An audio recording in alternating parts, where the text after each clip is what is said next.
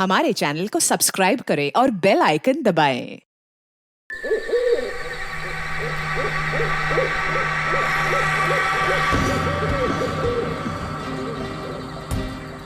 अरे यार, इतना एडवेंचर तो मैंने अपनी पूरी जिंदगी में नहीं की जितना इन पिछले कुछ घंटों में हो गया है। वाकई यार, बहुत हो गई हाइकिंग साइकिंग।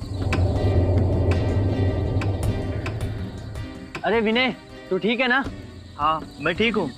अगर तू कहे तो यार शहर जाने वाला रास्ता हम अभी ढूंढ सकते हैं। रात को रास्ता कहाँ ढूंढेंगे यार? एक काम करते हैं, सवेरे होने तक यहीं पे रुक जाते हैं, सवेरे होते ही निकल लेंगे। ये हुई ना बात। अरे यार, एक हील अंदर नहीं जा रहा यार। कर यार कुछ।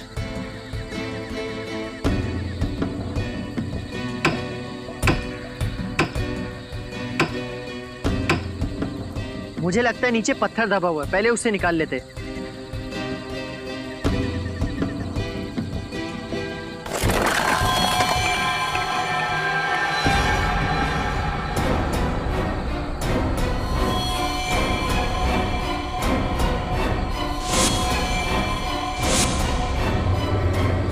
यार, हम किसी कब्रिस्तान में तो नहीं आ गए ना? बस यार, अब मैं एक पल भी यहाँ नहीं रुक सकता। चलो अपना अपना सामान बांधते, आओ।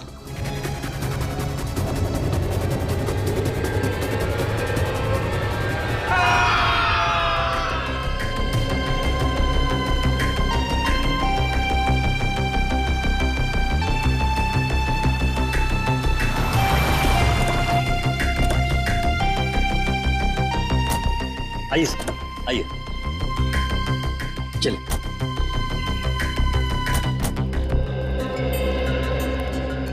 वाओ, आज मेरी जिंदगी का सबसे बड़ा दिन है। इतने लंबे स्ट्रगल के बाद आज मैं गर्व से कह सकता हूं कि ये सारी की सारी जमीन मेरी है। मुबारक हो समर सर, बहुत बहुत मुबारक हो आपको। Thank you very much.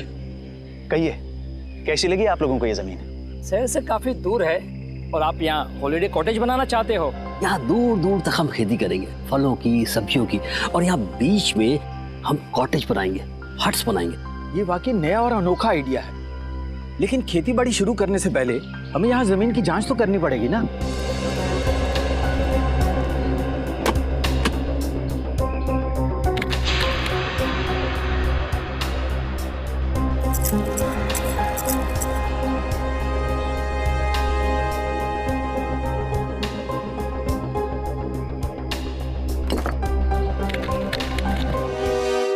तो जसवीर, तुमने अपने 3 दोस्तों को कल शाम को यहाँ पे छोड़ा था और उसके बाद से उनका पता नहीं चल रहा है। हाँ सर, उन्होंने कहा था कि सुबह 6 बजे तक वो आ जाएंगे सर। मुझे काफ़ी फिक्र हो रही है सर। वो लोग जब बहुत ज़्यादा लेट हो गए तो मैंने प्रिंसिपल साहब को इन्फॉर्म किया सर। सर, मैंने सुना है ये बहुत ही खतरनाक इलाका है। यहाँ लोग अक्सर गुम हो जाते हैं और लूटपाट भी बहुत होती है। सर, मैडम बिल्कुल सही कह रही है, इसलिए मैं ये 2 गाइड्स मार्को और दीपिका को आपके साथ भेज रहा हूँ ताकि उन्हें ढूंढने में ये आपकी मदद करें। मार्को और दीपिका, आप लोग तो इस इलाके से अच्छी तरीके से परिचित होंगे ना? जी हाँ, हम दोनों इस इलाके को बहुत अच्छी तरह से जानते हैं। That's great. चलिए फिर देखते हैं।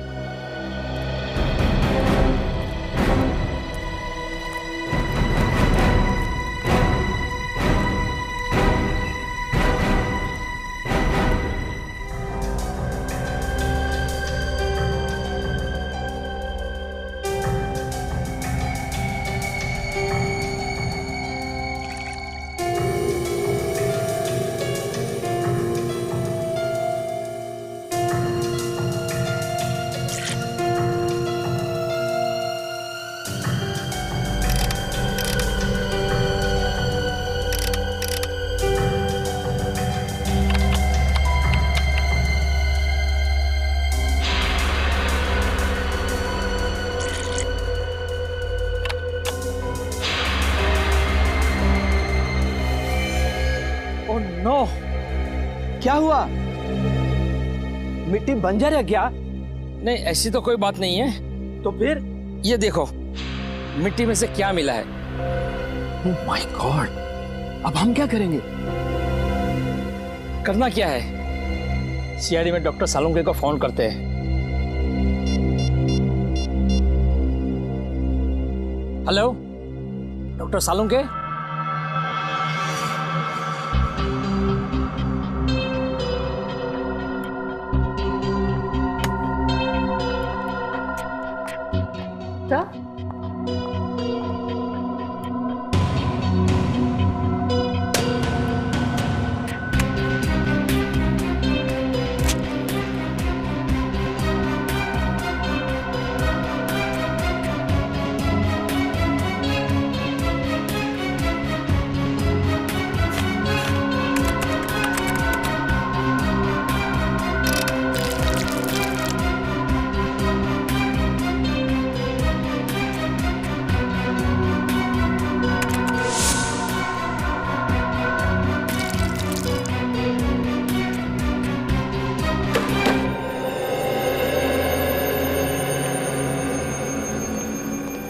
आप लोगों का शक एकदम सही था। उस मिट्टी में मुझे पूरे 26 लोगों का डीएनए मिला है। आपका मतलब 26 लोगों को गाड़ा गया था वहां पे? वो जगह पे कोई कब्रिस्तान तो नहीं था? वही तो, इसीलिए तो ये मामला और भी ज्यादा गंभीर हो जाता है। कौन थे ये लोग?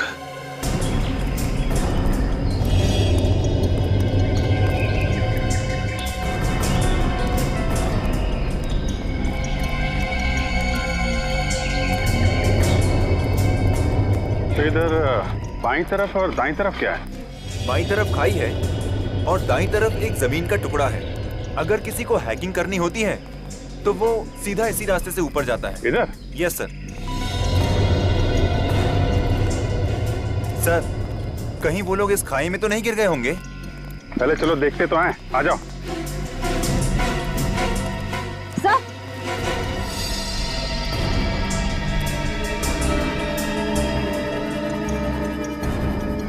Sir ice cream. हाँ सर, वो लोग आइस बॉक्स में आइसक्रीम और जूस भी लेकर आए थे सर। मतलब यही कहीं खाना वाना खाया इन लोगों ने। ठीक है, ये आइसक्रीम का कप, प्लेट, मतलब यहाँ पे बैठ के उन लोगों ने खाना खाया है। यहीं कहीं आसपास टेंट वेंट लगा के आराम भी किया होगा। यहाँ आसपास कोई ऐसी जगह है जहाँ पे टेंट लगाया जा सके? यस सर, उस तरफ। चलो देखते हैं। अच्छा किया जो आप लोगों ने डॉक्टर सालुंके को तुरंत फोन कर लिया, वरना किसी को पता भी नहीं चलता कि यहाँ पर 26 लोगों की लाशें दबी हुई हैं। सर, ये लाशें किसकी हो सकती और यहाँ पे कैसे आए? ये तो इस जमीन का मालिक समर्थ ही हमको बता सकता है।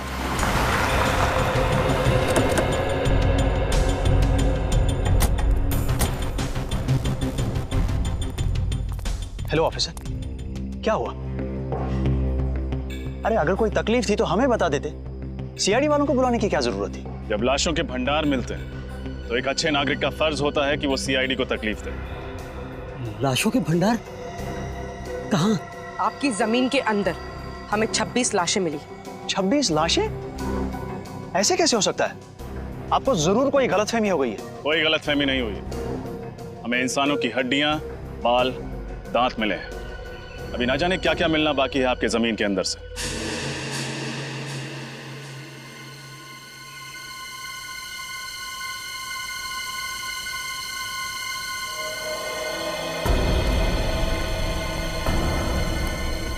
भैया यहाँ लेके आओ।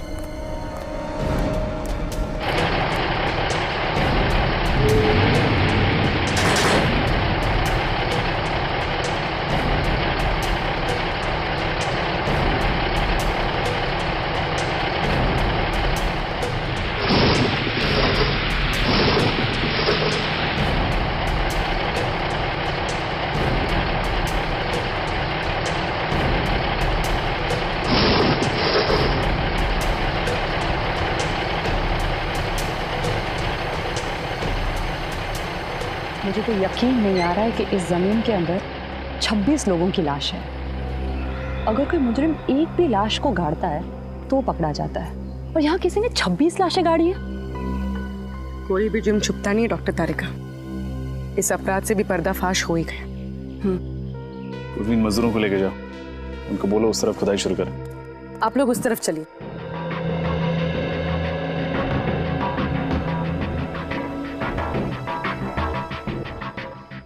सर।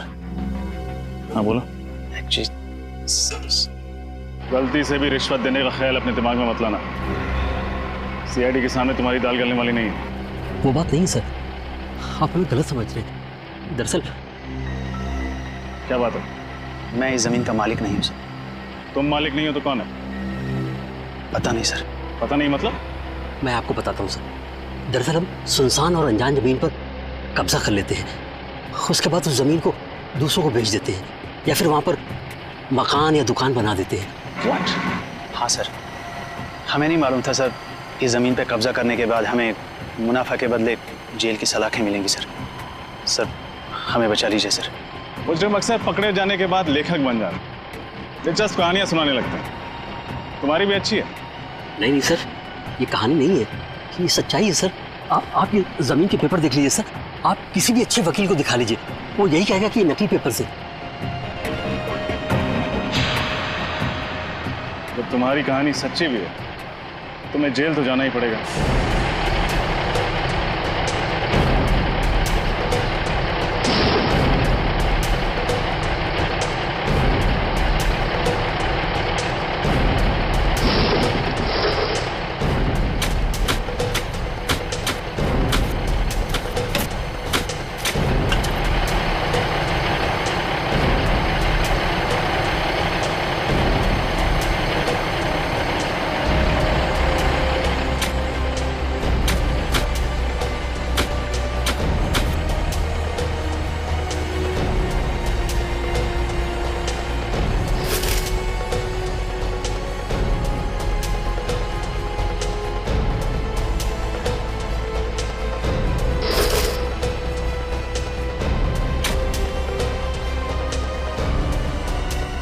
मैडम ये देखिए मैडम।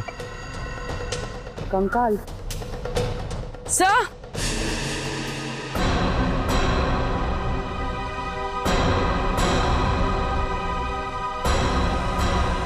उधर कुछ है सर?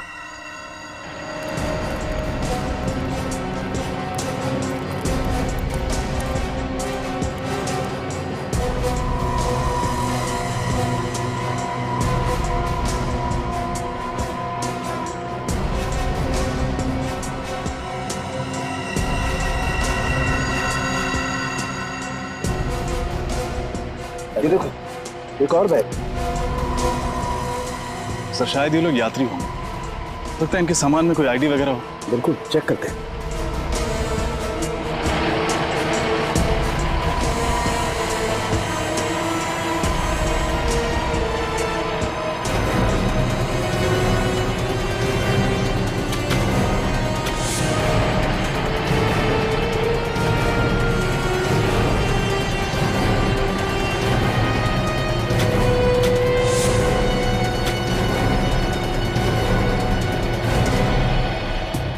बैग में तो कुछ भी नहीं है, कोई आईडी वगैरह। सर ये देखिए।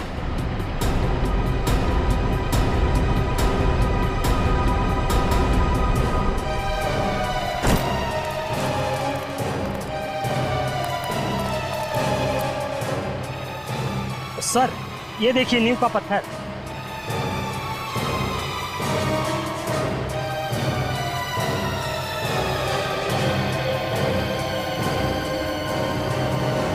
कहीं ऐसा तो नहीं कि यहाँ पर कभी कोई बिल्डिंग हुआ करती थी जिसे गिरा कर इस जगह पर कब्रिस्तान बना दिया गया? हो सकता है। पता नहीं वो कौन सी मनहूस घड़ी थी जब हमने इस जमीन पे बुरी नजर डाली, लेने के देने पड़ गए। आप दोनों हमारे साथ ब्यूरो चलेंगे, आपसे पूछताछ करनी है। जमीनों के घोटाले करने के लिए तुम दोनों को गोल्ड मेडल देना चाहिए। Gold medal. जाने कितनी जमीनों पर गैर कानूनी कब्जा किया तुम लोगों ने और कितने लोगों को जमीनें बेच भी दी। माफ कर दीजिए सर, गलती हो गई। अब हम ऐसी धांधलेबाजी फिर कभी नहीं करेंगे। अरे धांधलेबाजी तो तब करोगे ना जब जेल से छूटोगे। अब आइंदा हम धांधलेबाजी नहीं करेंगे। खज्जर फार्म्स के बारे में बताओ, किसके नाम पर है वो जमीन? बताओ जल्दी। हम सच कह रहे हैं सर, हमें कुछ भी नहीं मालूम। हम तो ऐसे ही जमीनों पे कब्जा कर लेते हैं जो लावारिस होती है। फिर भी कब्जा करने के पहले तुमने रजिस्ट्री ऑफिस से पता किया ही होगा ना कि ये जमीन किसके नाम पे? किया था, और रजिस्ट्री ऑफिस में कुछ महीने पहले आग लग गई थी, जिसकी वजह से इस जमीन के सारे डॉक्यूमेंट चल गए थे। हाँ सर, और जब हमें पता चला कि इस जमीन के आगे पीछे और कोई नहीं है, यहां तक कि इसके पेपर्स भी नहीं है, तो हमने तुरंत इसके ऊपर हक जमा लिया। सर, ये रही रजिस्ट्रेशन ऑफिस में लगी हुई आग की रिपोर्ट। आग लगी थी 6 जून 2003 और आग की वजह पेट्रोल। मतलब सर वो आग जानबूझकर लगाई गई थी, जमीन का इतिहास मिटाने के लिए? हाँ पूर्वी, जानबूझकर लगाई गई थी, क्योंकि खूनी जानता था कि एक न एक दिन वो सारे कंकाल जमीन के नीचे से ऊपर आएंगे, इसलिए अपने आप को बचाने के लिए उसने ये रास्ता ढूंढा था। ये पता लगाना चाहिए कि उस नींव के ऊपर वो जो कंक्रीट का कंस्ट्रक्शन मिला है ना, वो ढांचा, उस पर पहले क्या बना हुआ था।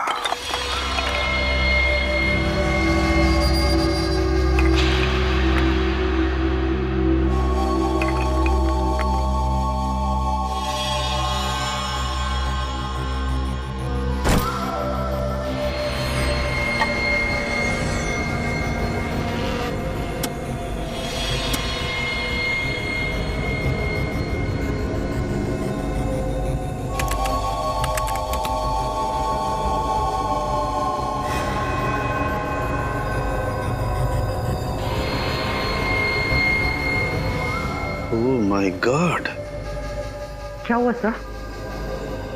तारिका, ये हड्डी जरा गौर से देखो। ऐसा लगता है जैसे इस हड्डी को किसी ने आरी से या 100 चेन से काटने की कोशिश की है।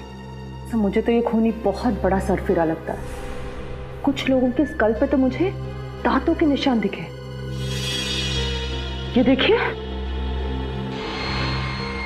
जैसे कि वो उनका सर ही चबाना चाहता हो। My God. सर कहीं ये किसी जंगली जानवर का काम तो नहीं है?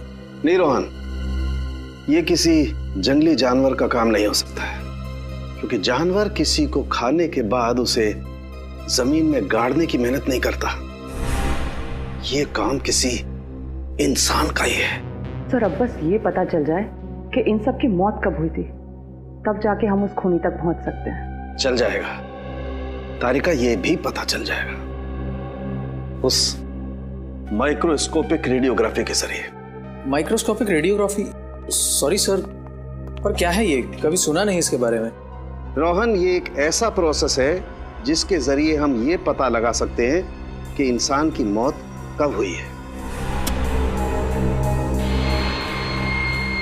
और ये देखो, जिस इंसान की ये हड्डी है उसकी मौत 7 से 10 साल पहले हुई है, यानी 2003 से 2006 के बीच में इस इंसान की मौत हुई है।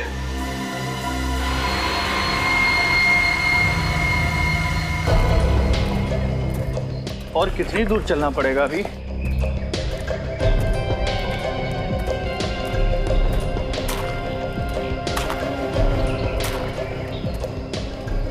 क्या बच रहा है? सर मैंने किसी के चलने की आवाज सुनी।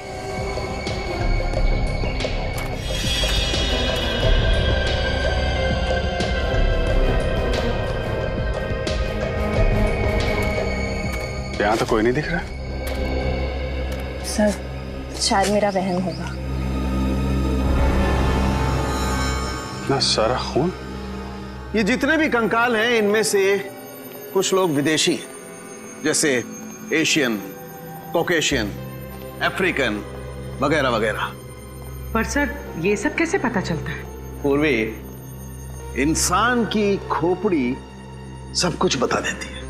उसके सर की बनावट, उसकी जबड़ी की हड्डी, उसकी नाक की हड्डी की स्थिति, इस सब से उसके रूट्स के बारे में पता चल जाता है। खूनी तक पहुंचने के लिए हमारा ये जानना बहुत जरूरी है कि ये सब कौन है, इनकी पहचान क्या है। आरव का तो अभी तक पता नहीं चल पाया, लेकिन ये दोनों जरूर स्पोर्ट्समैन रहे हों, रनर या कोई एथलीट। अच्छा, इनके पैरों की हड्डियों की बनावट हम आम लोगों से अलग है क्या सर? हाँ, इनके पैरों की हड्डियां आम लोगों के पैरों की हड्डियों से ज्यादा मजबूत है, जैसी एक एथलीट की होती है। सर? हाँ।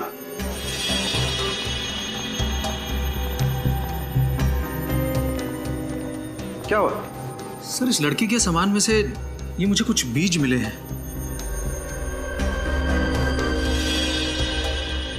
ये किस तरीके के बीज हैं? नागा जोलकिया नाम का मसाला है। ये दुनिया का सबसे तीखा मसाला है और ये इतना तीखा मसाला है कि नॉर्मल नमक या मिर्च की तरह नहीं खाया जाता। तकरीबन हजारों लाल मिर्च की ताकत इस थोड़े से मसाले में है। नागा जोलकिया, कोई ये मसाला इस तरीके से अपने सामान में लेकर क्यों घूमेगा? कहीं ये लड़की कोई रिसर्च वगैरह तो नहीं कर रही थी? खून का सैंपल ले लो श्रेया, बच्चों के माँ बाप के डीएनए के साथ मैच करके देख लेंगे।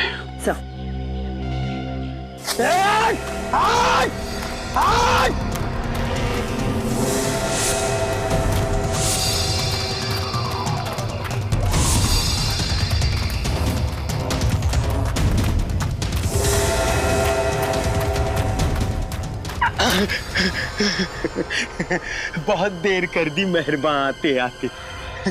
चलो अब अच्छे बच्चों की तरह अपना सारा सामान मेरे हवाले कर दो। नहीं तो क्या करेगा? हाँ? तो तुम्हारे छोटे छोटे टुकड़े करके कौन सी खाई में फेंकेंगे पता भी नहीं चलेगा किसी को। नहीं नहीं प्लीज आप ऐसा मत करिए। ये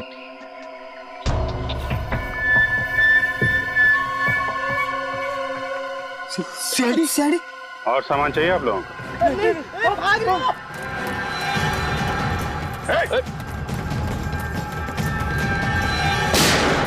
भागोगे तो गोली लग जाएगी।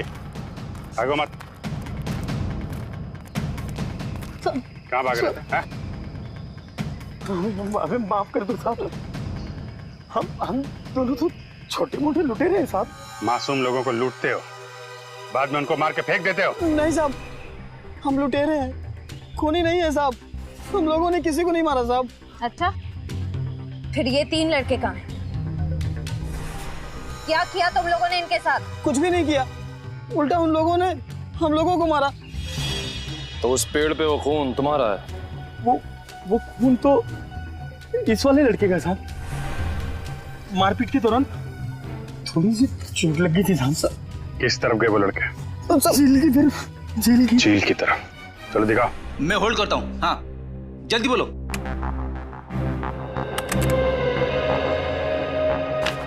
जी हाँ, मैं 2003 की बात कर रही हूँ, आज से 10 साल पहले की। मसाले का नाम है नागा झोलकिया, और जितने भी ऐसे खेत हैं जहाँ नागा झोलकिया नाम का मसाला उगता है, वहाँ उस लड़की की फोटो भेज दीजिए। और हाँ, एग्रीकल्चर इंस्टीट्यूट्स में भी।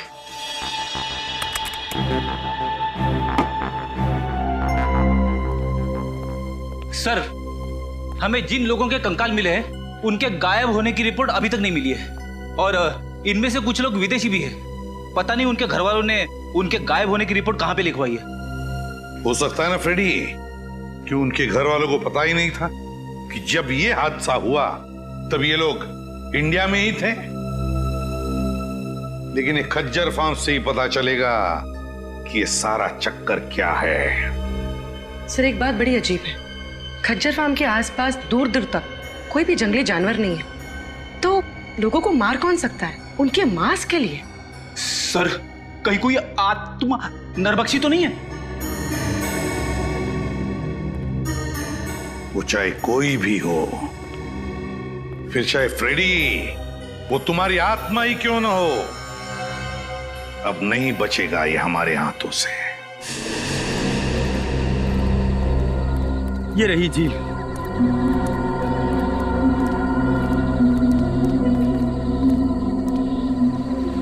निखिल, श्रेया, झील के आसपास का एरिया अच्छी तरीके से चेक करो, देखो कुछ मिलता है क्या। साहब, हम लोग जा सकते हैं? तुम लोग जाओगे, लेकिन सीधे जेल जाओगे। हाँ।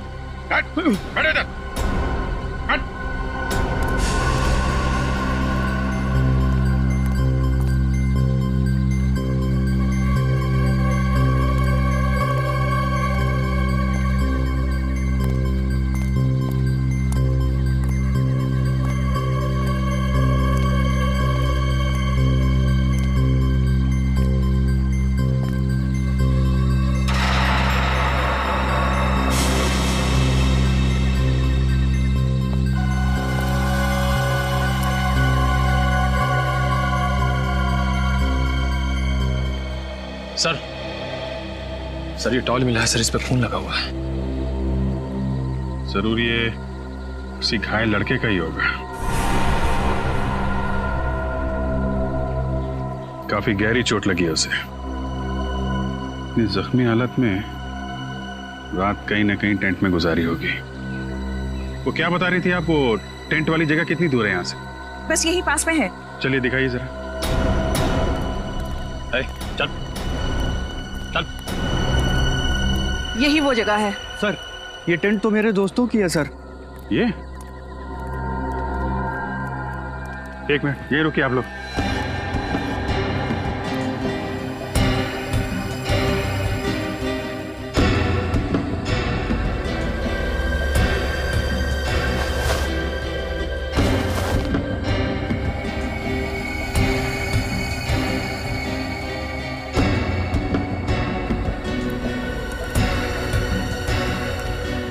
शूज, टूटे हुए टेंट, बिखरा हुआ सामान, क्या हुआ क्या यहाँ पे? सर उन्हें कुछ हो तो नहीं गया होगा सर? सर हो सकता है ये किसी जंगली जानवर ने हमला किया हो। पर सर इस इलाके में तो कोई जंगली जानवर है ही नहीं। जानवर नहीं है तो फिर ये सब?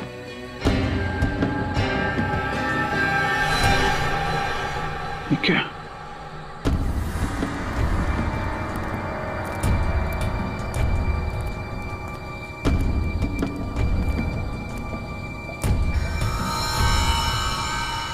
बहुत सारा खून है।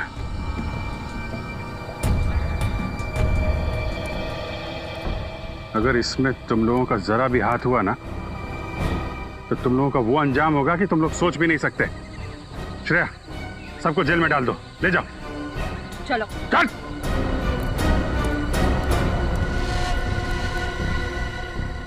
यहां से आगे घसीटने के निशान भी दिख रहे हैं।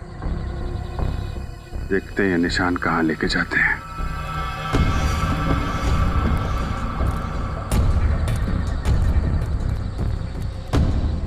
ये क्या चक्कर है?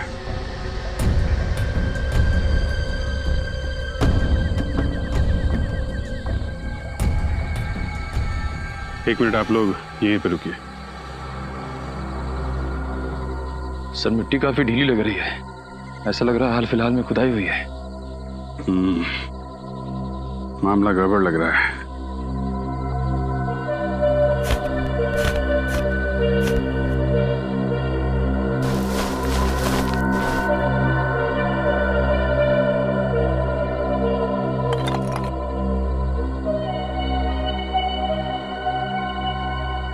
कंकाल निखिल, कुछ खोदने का इंतजाम करो।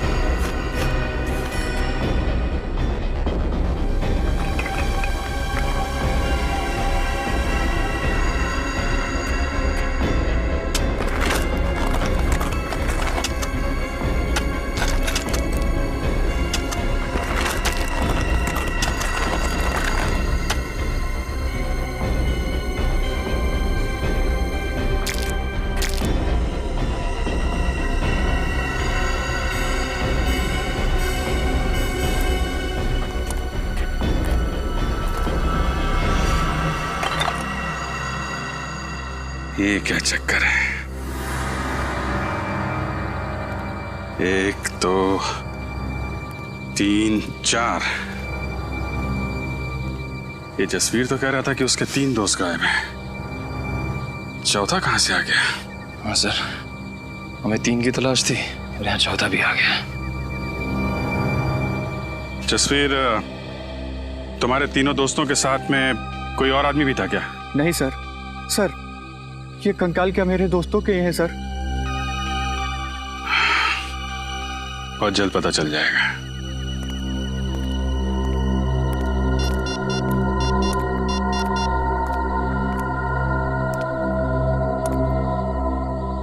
हाँ तारिका जी, आपको जंगल में आना पड़ेगा।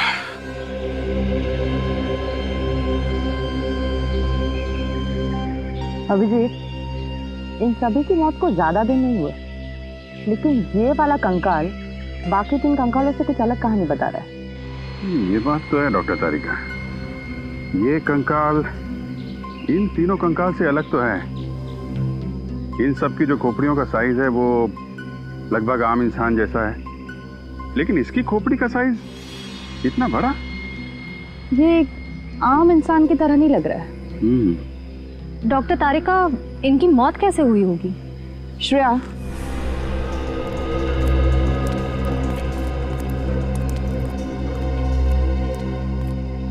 इसकी गर्दन पे और छाती पर दांतों के काटने के निशान है, पर फोरेंसिक में टेस्ट करके ही सही नतीजे पर पहुंच सकते हैं।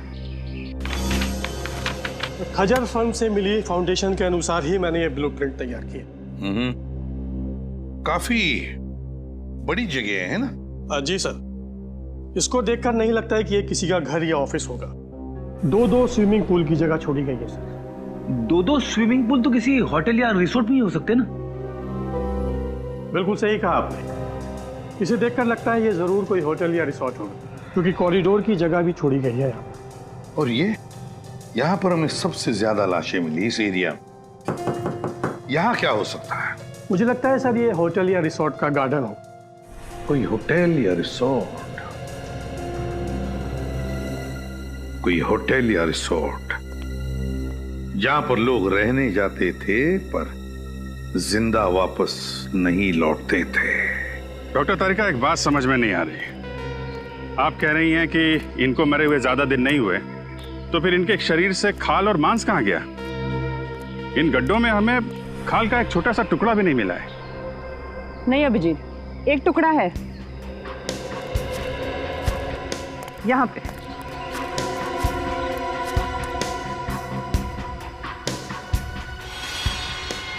ये देखो, मांस का टुकड़ा है। जी हाँ सर, मैं पहचानता हूँ इन्हें। ये दलजीत है और ये मयंक, दोनों नेशनल लेवल के रनर्स थे। दोनों नेशनल लेवल के रनर्स? पर हुआ क्या, गायब कैसे हो गए ये? सर 10 साल पहले अप्रैल 2003 में मुंबई में एक इंटरसिटी टूर्नामेंट हुआ था। ये दोनों उसी में भाग लेने आए थे। टूर्नामेंट खत्म होने के बाद हम लोग तो उज्जैन वापस चले गए, लेकिन ये दोनों माथेरान घूमने जाना चाहते थे। फिर? सर इन लोगों ने रिक्वेस्ट की थी कि ये 2-3 दिन में वापस आ जाएंगे, लेकिन इनकी कोई खबर नहीं आई। इस लड़की को तो आप जानते ही हैं ना? हाँ सर, ये रिया है। ये पंचगिनी गई थी हाइब्रिड प्लांट के रिसर्च के लिए। मुंबई रुकने का इसका कोई प्लान नहीं था, पर शायद उस रात काफी हाईवे पर जाम था, इसलिए मजबूरी में यहाँ इसे रुकना पड़ा। खज्जर फार्म में? जी। पूर्वी ये तीनों के तीनों, ये 2 लड़के और ये लड़की मुंबई शहर के नहीं थे, बाहर के थे, बाहर के। और सर ये तीनों खज्जर फार्म में रुके थे। वही तो, तीनों खज्जर फार्म में रुके।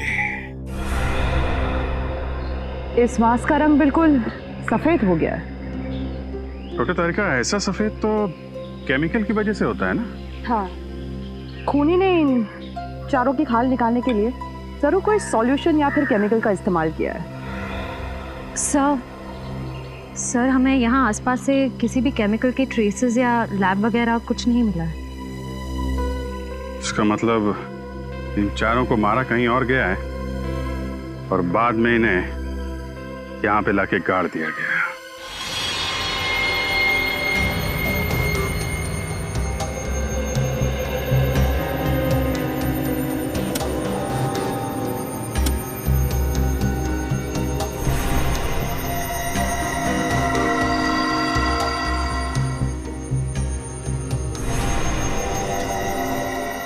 अब तक तो आप लोग इंसानों की लाश, इंसानों के कंकाल लाया करते थे, लेकिन इस बार आपने सारी हदें पार कर दी।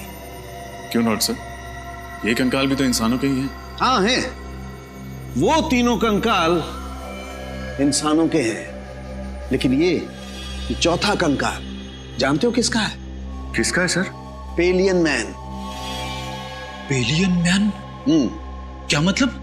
देखो, इंसान को इंसान बनने के लिए कई स्टेजेस से गुजरना पड़ा है, ये तो सबको मालूम है। ये पेलियन मैन इंसान बनने से पहले वाली स्टेज है। अरे बाप रे, ये तो बड़ा ही खतरनाक है। हाँ फ्रेडी, ये बहुत खतरनाक भी है और बहुत ही ज्यादा शक्तिशाली भी है। इन तीनों लड़कों को उस पेलियन मैन ने मार के खाया है, मार कर खाया है अपनी भूख मिटाने के लिए। तो ये जीव नरभक्षी होते हैं, मैन ईटर्स। हाँ पूर्वी, तभी तो इनके दांत हमारी तरह नहीं होते, बिल्कुल बड़े और नुकीले होते हैं। दिखाती हूँ।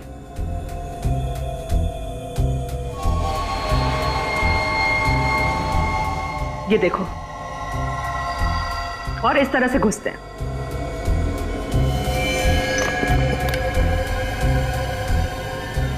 सर, हमें तो लगा था ये किसी जंगली जानवर का काम है। ऐसा भी कोई जीव हो सकता है, ये तो हमने सोचा ही नहीं था। लेकिन विनीत, अगर इन 3 लड़कों को इस जीव ने मारा है, तो फिर इस जीव को किसने मारा?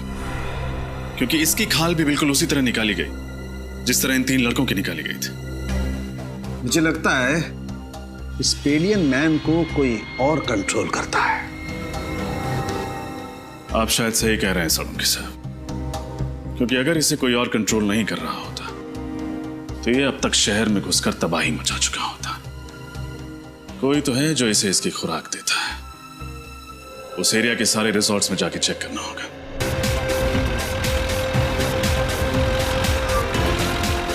सर, ये रिसोर्ट और कितनी दूर है? बस थोड़ी देर में आ जाएगा, वो देखो।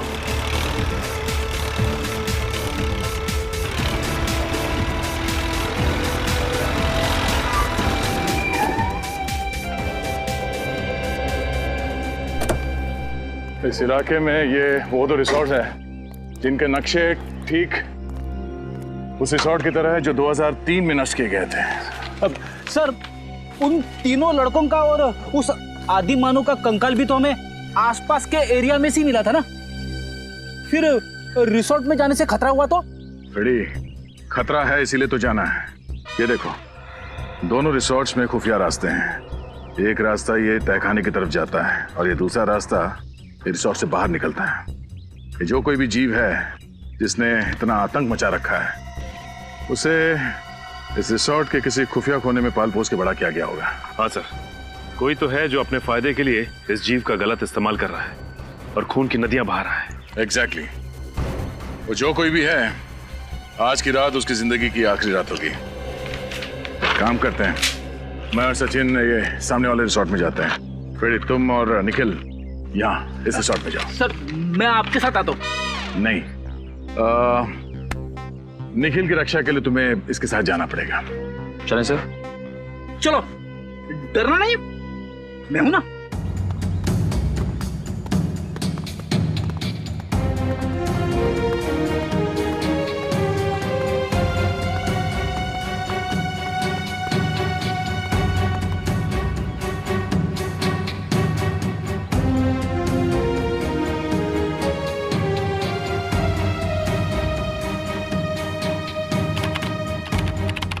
कमाल है, हमें तो लगा था उन 3 लड़कों के हादसों के बाद हमारा बिजनेस कुछ दिनों के लिए ठप हो जाएगा। वैसे आप लोगों को डर नहीं लग रहा ट्रैकिंग करने में? आप किस हादसे की बात कर रही है? हमने तो ऐसा कुछ सुना नहीं था।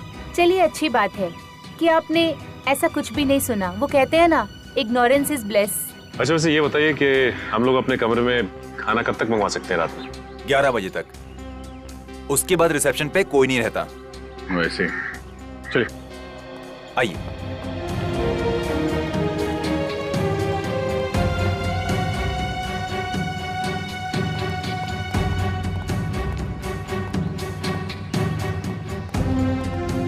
मुझे इनके तौर तरीके यहाँ कुछ ठीक नहीं लग रहे। तू फिक्र मत कर निखिल, दया सर ने भेजा है मुझे तेरी रक्षा करने के लिए। मैं तेरी मूंछ का एक बाल भी बाका नहीं होने दूंगा। लेकिन सर मेरी तो मूंछ ही नहीं है। तू उगानी चाहिए थी ना। अब ये भी मुझे समझाना पड़ेगा तुझे। अरे 11:30, चलो।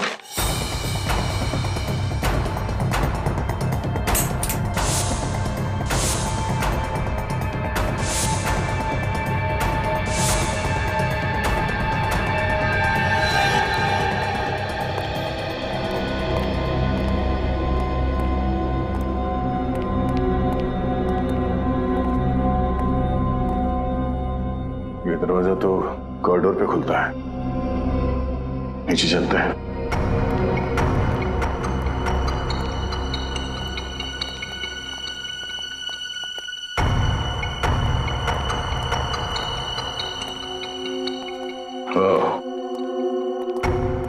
लगता है ये खुफिया रास्ता है। हाँ सर, तहखाने में तो कुछ मिला नहीं था। हो सकता है यही दरवाजा हमें मुजरिम तक पहुंचा दे।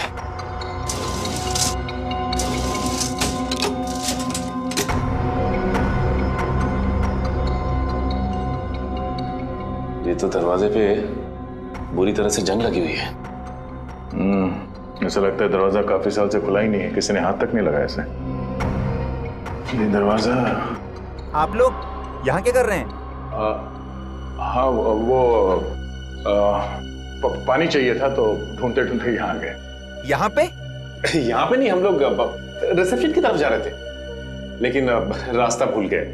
वैसे ये रास्ता कहाँ जाता है? कहीं नहीं, ये दरवाजा हमेशा बंद रहता है। इस रिसोर्ट में और भी कई दरवाजे हैं जो हमेशा बंद रहते हैं। ये रिसोर्ट तो भूल भुलैया है। आप लोग अपने कमरे में चलिए, मैं पानी लेके आता हूँ। सर अगर इस रिसोर्ट में कुछ नहीं है तो फिर जरूर अगले रिसोर्ट में कुछ होगा। फ्रेडी को फोन करके देखते हैं।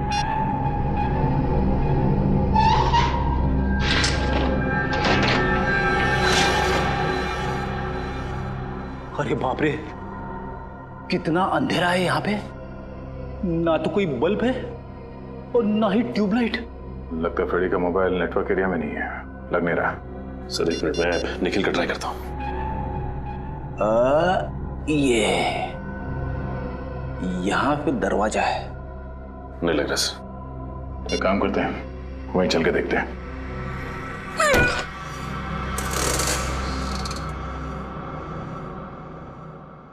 अरे एक और खुफिया दरवाजा। हाँ सर।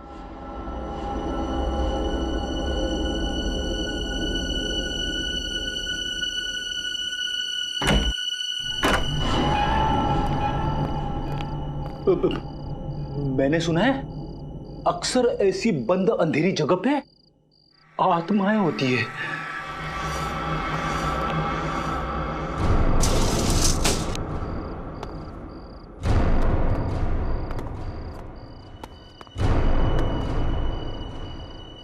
इतना सारा खून, खूनी आत्मा। सर खूनी आत्मा नहीं, नरबख्शी जीव। सर उन मुजरिमों ने उस नरबख्शी जीव को यहीं छुपा रखा है और अपने गुनाहों को अंजाम दे रहे हैं। ये चाकू, ये हड्डियां, ये खून। सर मुझे पूरा यकीन है वो नरबख्शी जीव यहीं पे है सर, यहीं पे। मगर है कौन वो जिसने इस नरभक्षी जीव को पाल के रखा है? उसे जरा भी डर नहीं लगा कि अगर इस नरभक्षी जीव ने उसे ही खा लिया तो? रिसोर्ट के नक्शे के हिसाब से रिसोर्ट से बाहर जाने का ये खुफिया रास्ता है। सर दरवाजा तो खुला हुआ है। हाँ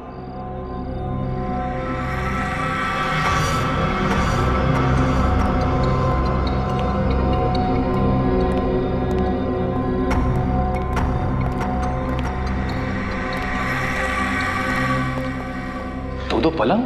हाँ, दोनों पलंग पे चेन है उस नरभक्षी जीव को बांधने के लिए। एक जीव 2 पलंग, अब ये नया क्या चक्कर है? ये कैसी आवाज है? किसी जानवर की आवाज लग रही है। सर 2 पलंग, कहीं ऐसा तो नहीं यहाँ पे 2 नरभक्षी जीव है? निखिल यहाँ से खिसक लेते हैं, आगे का इन्वेस्टिगेशन दया सर के साथ ही करेंगे। सर कुछ नहीं होगा आपको, मैं हूं ना। कौन है?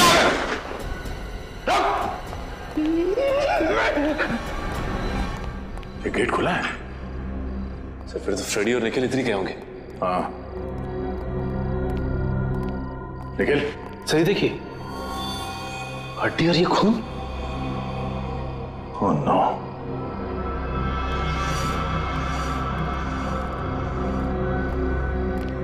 ये क्या? इसका मतलब है दो नरभक्षी जीव। लेकिन सर एक की तो मौत हो गई थी। सचिन, निखिल और फ्रेडी की जान को भी खतरा है, जल्दी।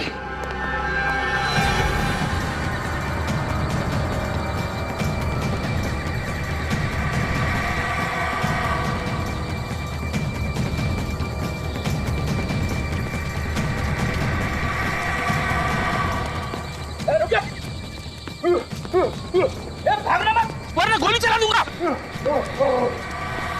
रुक।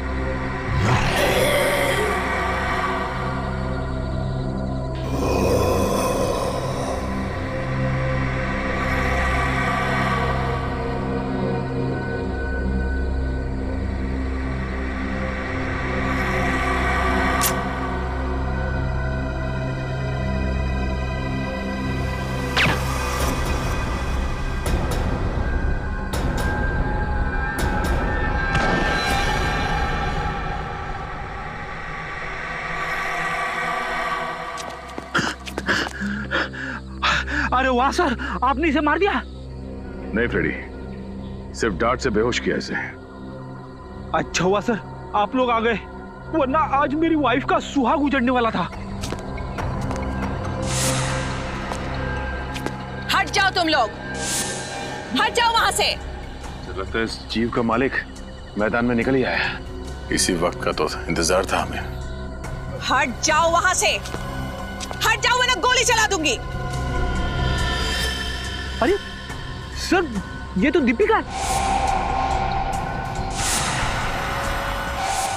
हट जाओ। गन नीचे करो। निकल जाओ यहाँ से। गन हटाओ, गन नीचे रखो। मैं कहती हूँ हट जाओ वरना गोली चला दूंगी। दीपिका गन नीचे करो। मैंने कहा हट जाओ यहाँ से। सचिन।